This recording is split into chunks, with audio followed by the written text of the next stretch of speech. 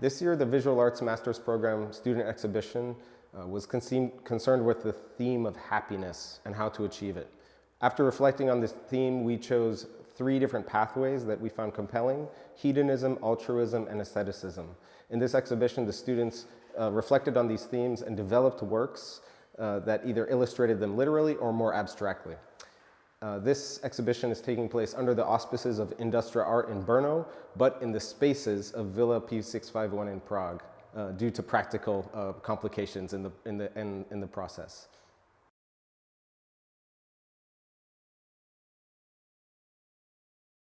The purpose of this hedonist section is to expose these negative stigmas and work around them. Every piece in this exhibition is a unique representation of each artist's connection with happiness. It can be more abstract, more dreamlike, or have a more pedagogical or interactive relationship with it. It's a hedonist renaissance. So although all the pieces have been quite individual, that's not all hedonism is.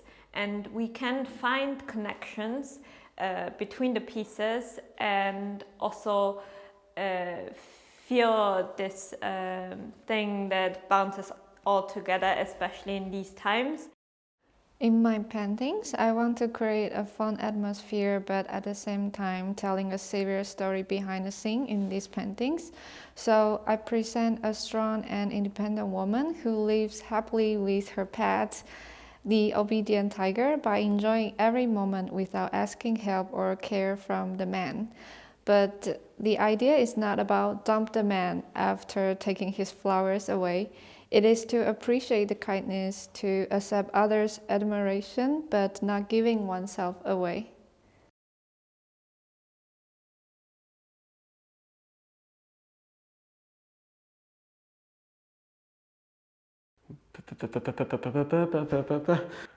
So for me to talk about my painting without sounding totally boring or making it uninteresting is kind of hard. So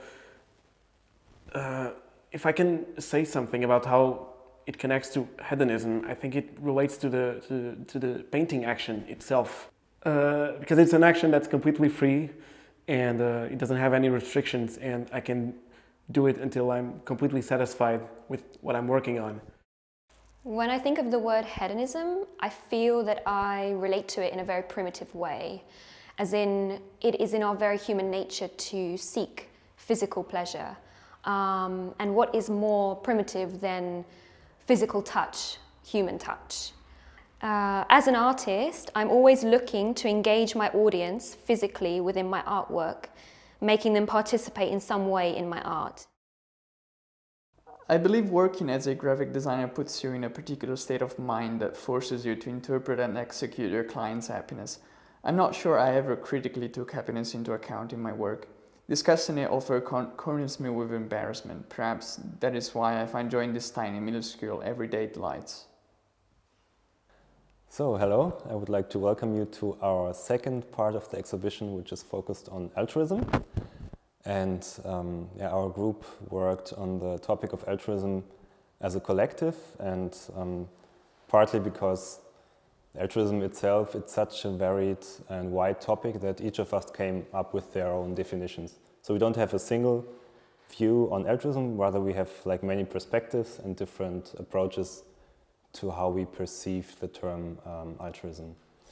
And it was really interesting to prepare this exhibition, because we only could talk digitally, so we didn't meet in person. And we all prepared everything online, and so actually this is the first time that we see everything live and in action, so it's really exciting for us to see all the pieces coming together nicely.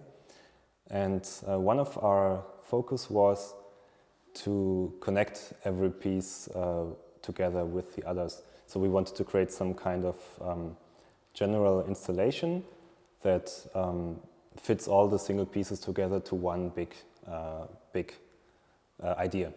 And our motif that we focus on is based on The Last Supper, which is, as you know, a painting by Leonardo da Vinci. And we used this idea and composition, and you can see it at how we arranged the single pieces.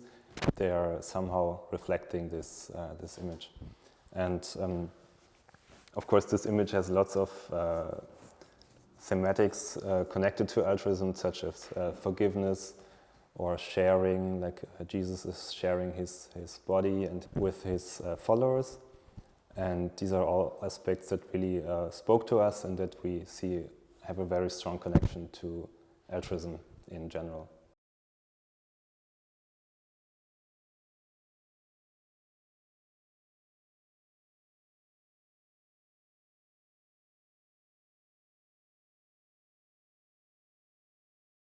Hi, I'm a psychiatrist and I know things. So I have a couple of steps for you.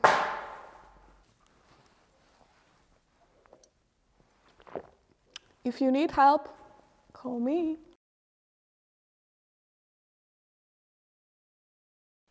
So something that I print on the glass is, for what is seen is temporary, but what is unseen is eternal. I think that altruism is very powerful when we just broken ourselves. So something happened to us, something I cannot solve myself.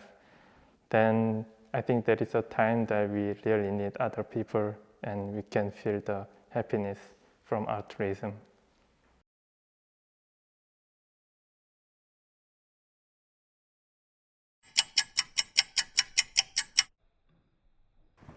Asceticism is the philosophy and committed practice of self-imposed restrictions and discipline, which can include self-mortification, abstinence, and abandonment of sensual pleasure for the purpose of achieving greater spiritual growth, clarity of mind, and long-term health and happiness.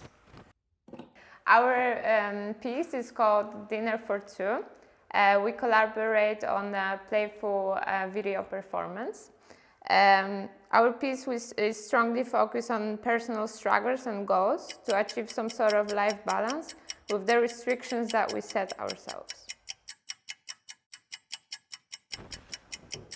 Thank you. My work is called Hermetic Acts and Transcendental Tools. The work speaks on my relationship to aspects of the ascetic philosophy, specifically solitude and the commitment to practices that support both becoming more fully embodied and transcending our own physicality. I find solitude and deliberate disconnection from the external world is essential to our well-being. Having private, quiet, intentional practices or moments initiated by the self for the self is where we can create space to consciously contemplate our life, experiences, and process them in ways that support joy and contentment and understanding. That's it. So the idea is we have a lot of things in our wardrobe and we just keep not using them, but we keep them in our wardrobes. And it just keeps us like as a prisoner, and it keeps our sanity not like, you know, intact. But we don't get rid of them. So this is about that. But also we are in special times, in Corona times, and it could also mean something about our staying at home, have to stay at home the whole time. So this is can be also interpreted in different ways. So I enjoyed it doing this. Okay, so my work, unnamed, is a nighttime landscape, and the kind of idea that I was working with is a focus on kind of the solitude and the quiet granted by ascetic lifestyles.